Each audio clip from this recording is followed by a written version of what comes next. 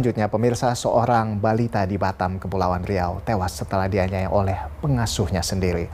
Pelaku tega membunuh korban hanya karena kesal korban kerap bermain di warung dan dekat bengkel tambal ban.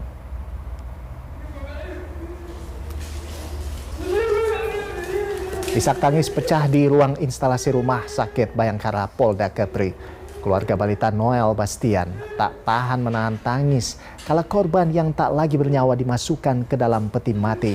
Noel tewas setelah dianiaya oleh pengasuhnya sendiri, Bakti Parlindungan. Diketahui pelaku baru menjadi pengasuh korban selama 2 bulan. Sebelum meregang nyawa, korban sempat dirawat di rumah sakit. Korban mendapat luka lebam di leher dan wajah. Tersangka sempat mengelak telah melakukan penganiayaan kepada korban. Ia berkilah korban terjatuh saat sedang bermain bola, namun hati sang ibu tidak dapat dibohongi. Setelah terus didesak, pelaku akhirnya mengaku sudah melakukan penganiayaan kepada korban.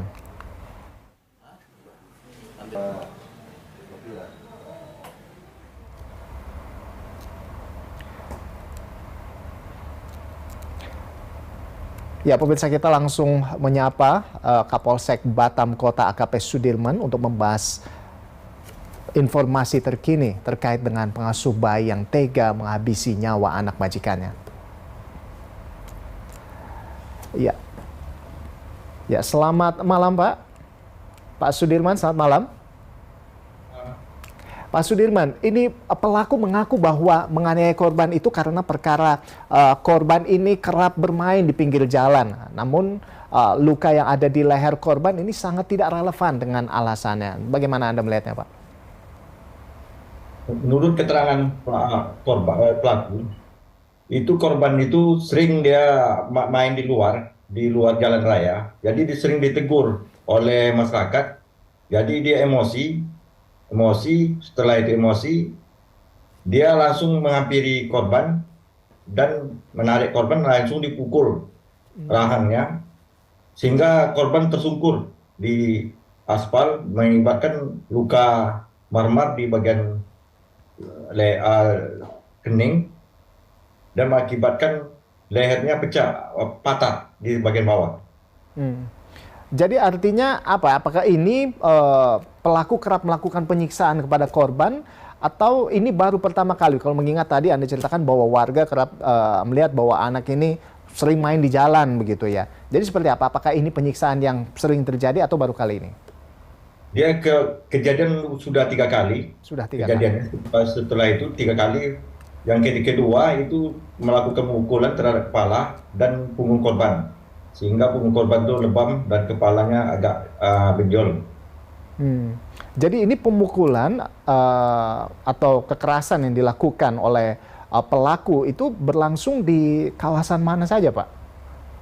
Di depan dari rumah dia tuh bengkel. Bengkel itu dia tinggal, sebetulnya rumah bengkel itu ada tempat tinggalnya warung. Warung itu ada mobil, di mobil rusak, dia tinggal di dalam mobil rusak. Itu udah tinggal dia satu keluarga, anak 2, anak dia 1, anak angkat yang dirawat ini 1.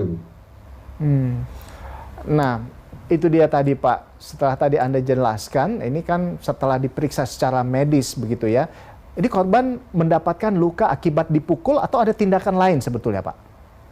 Kalau menurut keterangan pelaku, dia pukul hanya pakai tangan, tapi karena ini bayi umur masih 3 tahun, tangannya besar, jadi dia rahangnya dipukul dengan begini sampai korban tersungkur gitu. Jadi rahang bagian bawah tuh patah.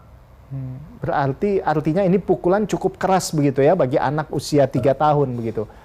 Keras, sehingga korban warna patah, karena rahangnya patah, dia tidak bisa makan, jadi dipaksa makan, jadi pakai sendok, jadi gigi yang bagian bawah 3 itu patah juga. Baik Pak Sudirman, pasal berapa yang disangkakan kepada pelaku untuk kasus ini? Pasal yang kami kenakan itu pasal 76 huruf C, junto pasal 80 pasal 80 ayat 3 dengan Undang-Undang Nomor 35 Tahun 2014 tentang Perlindungan Anak dengan ancaman selama 15 tahun. Selama 15 tahun. Baik, terima kasih AKP Sudirman. Kapolsek Batam Kota sudah bergabung bersama kami di Berita Satu Malam. Salam sehat senantiasa dan selamat malam.